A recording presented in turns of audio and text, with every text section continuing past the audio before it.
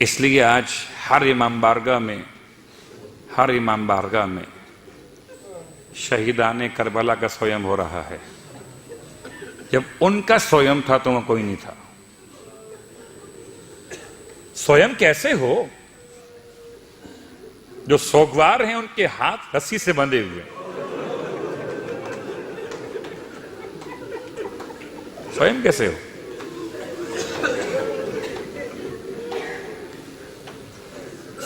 Swim بھلا کیسے ممکن تھا؟ ہاتھوں میں ہتھکڑیاں ہیں، پیروں میں بیڑیاں ہیں، گلے میں طوق خاردار، یہ حسین کا وارث ہے۔ کربلا سے قافلہ کیسے روانہ کیا گیا؟ ہائے حسین! سویم تو بعد میں ہوتا ہے، پہلے تدفین ہوتی ہے۔ لوگ یہ مسئلہ لوگ پوچھتے ہیں، آ کر مولانا بتائیں کہ تدفین اگر لیٹ ہو جائے سویم کب ہوگا؟ کیا موت کے دن سے شمار کرتے ہیں تیسرے دن، یا تدفین سے شمار کریں گے تیسرا دن؟ میں جواب میں کہتے ہیں کہ سویم تیسرا دن ہے۔ بہتر ہے تدفین کے بعد نماز وحشت قبر ہو اول شب میں، اس کے بعد تیسرا دن جب آئے تو آپ سویم کر لیجئے۔ ہائے غربت حسین! بہت سخت جملہ ہی برداشت کر سکیں گے؟ خالی اتنا پڑھ دینا کافی ہے کہ امام کو کفن نہیں ملا؟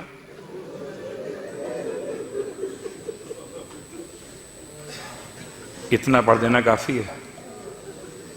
کفن تو بہت دور ہے، جو لباس کہنا امام نے خود پہنا تھا۔ اب یہ کہا جا سکتا ہے کہ جی وہ گوشوارے لوٹے گئے ہوں گے، گوشوارے شاید چاندی کے ہوں، تو کوئی قیمت چاندی کی ہوتی ہوگی۔ اگر زیورات لوٹے گئے ہوں گے تو کوئی قیمتی زیورات ہوں گے، لوٹے گئے ہوں گے۔ لیکن ماتم داران مظلوم کربلا، یہ تو روایت ہے مقتل کی نا، کہ امام نے اماں فضہ سے فرمایا تھا، اماں میرا لباس کہنا نکال کر لائیے، اور میری بہن زینب کو خبر نہ ہونے پائے۔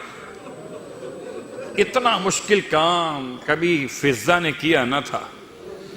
لباس کہنا امام کے اسباب میں سے نکالا، امام کے سامان سے نکال تو لیا، اپنی آبا کے دامن میں چھپا لیا۔ جناب زینب کی نگاہیں پڑ گئیں، سوال کر لیا، اماں یہ کیا چھپا کے لیے جاتے؟ جواب کیا دیں؟ امام نے منع کر دیا ہے۔ آنکھوں سے آنسو بہنے لگے۔ اللہ اکبر! جناب زینب کبریٰ تڑپ کے فرماتی ہیں، اماں کھل کر کہہ دیں کہ میرے بھائی کا کفن لے جا رہے ہیں۔ اجرکم علی اللہ۔ آج عباس کا سویم ہے، علی اکبر کا سویم، کتنا رو گے؟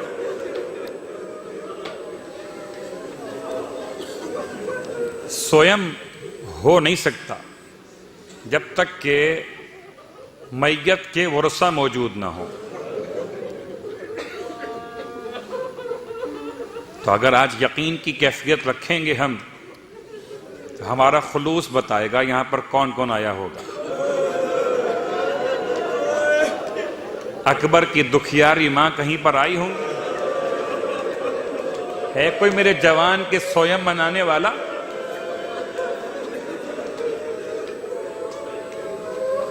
ہائے وہ کوکھ جلی ماں بھی آئی ہوگی نا۔ کیا جملہ استعمال کروں، بہت سخت ہے۔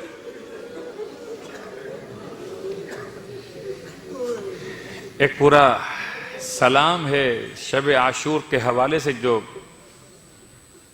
تعزیت پیش کی جاتی ہے، اس میں پڑھا جاتا ہے، اس کا ایک جملہ ہے کہ اترے گا جب کہ دودھ تو کس کو پلائے گی۔ ہائے ماں، آج سویم ہے نا، بچہ کتنا یاد آئے گا۔ رباب، شہزادی رباب پر جانے قربان ہمارے ماں باپ فدا ہو جائے، سب سے بڑی قربانی آج سویم کے لیے آئی ہے۔ بی بی ہے کوئی رونے والا؟ آج ایک 4 سال کی بچی آئی ہے، اپنے دونوں ہاتھ اپنے کانوں پر رکھے ہوئے،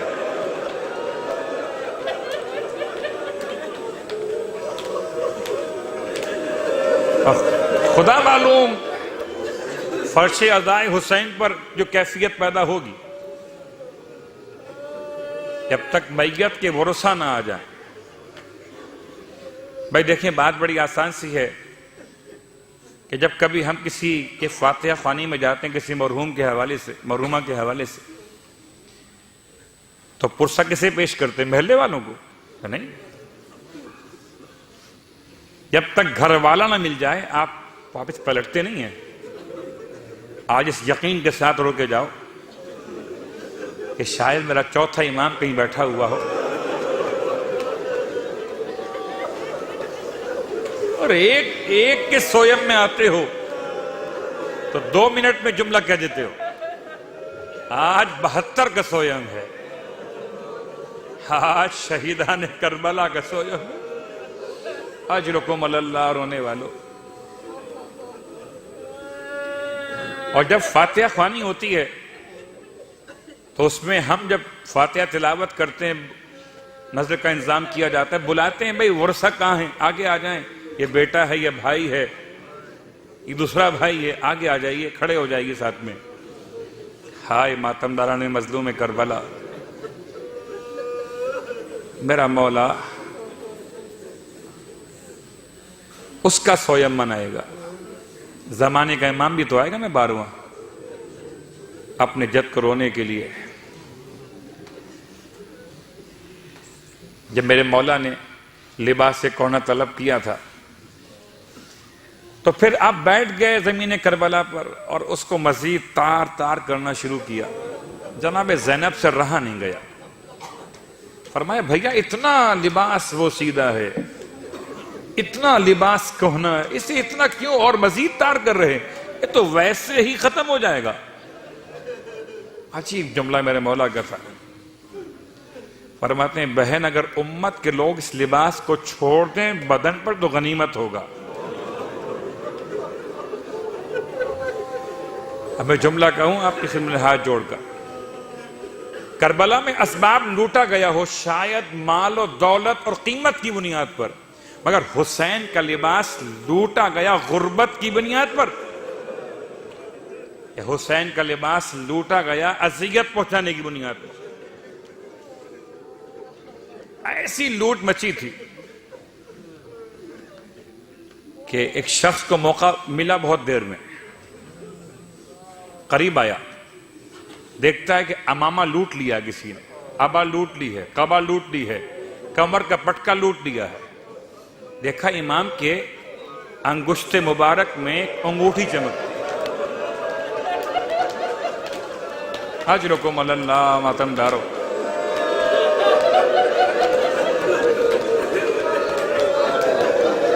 اس نے چاہا قریب آ کر کہ امام کے انگشت سے وہ اتار لے، امام کی انگلی سے اس کو اتار لے، مگر یا تو اتنا خون جم گیا تھا یا میرے مولا کے بدن کی کیفیت تھی ہائے غربت حسین کہ وہ سخت ہو گئی تھی، انگوٹھی اتر نہیں رہی تھی.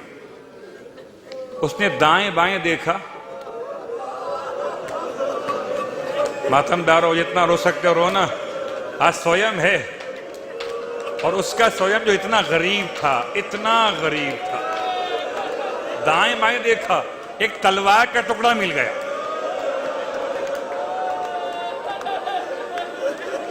وہ تلوار کا ٹکڑا لیے ہوئے آگے بڑھا ہے. ہائے ایک انگوٹھی اتارنے کے لیے واہ غربتا واہ محمدہ،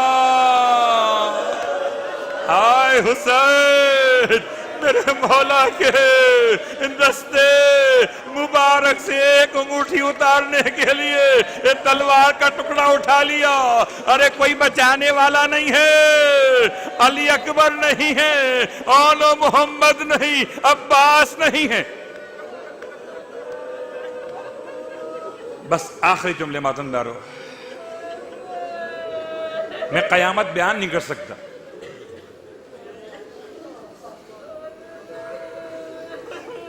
ایک مسلمان کے جنازے کا احترام کتنا ہوتا ہے، ایک مسلمان کی میت کا احترام کتنا ہوتا ہے. اس نے وہ ظلم کیا کہ میرے مولا کی انگشت مبارک کو شہید کر دیا۔ ہائے حسین، ہائے غربت حسین۔ کہتا ہے میں یہ عمل کر کے پیچھے ہٹا تھا کہ ایک مرتبہ محسوس ہوا اس سے آسمان کے دروازے کھل گئے اور آسمان سے عماریاں اترنا شروع ہوئیں۔ کہتا ہے میں ڈر کے مارے ایک طرف چھپ سا گیا، ایک ٹیلے یا ایک جھاڑی کے پیچھے، کہ دیکھوں یہ کیا مسئلہ، کون آتا ہے۔ کہتا ہے ایک عماری سے ایک بزرگ شخصیت اتری ہے، سر پہ عمامہ نہیں ہے، آستین پلٹی ہوئی ہے، گریبان چاک ہے، دو بیویاں اتری ہیں، ایک بیوی کی پہچان یہ ہے کہ اس سے چلا نہیں جاتا۔ اجرکم اللہ۔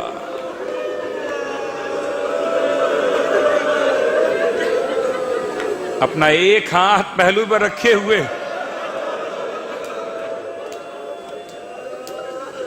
اور دوسری بیوی اس کو سنبھالے ہوئے،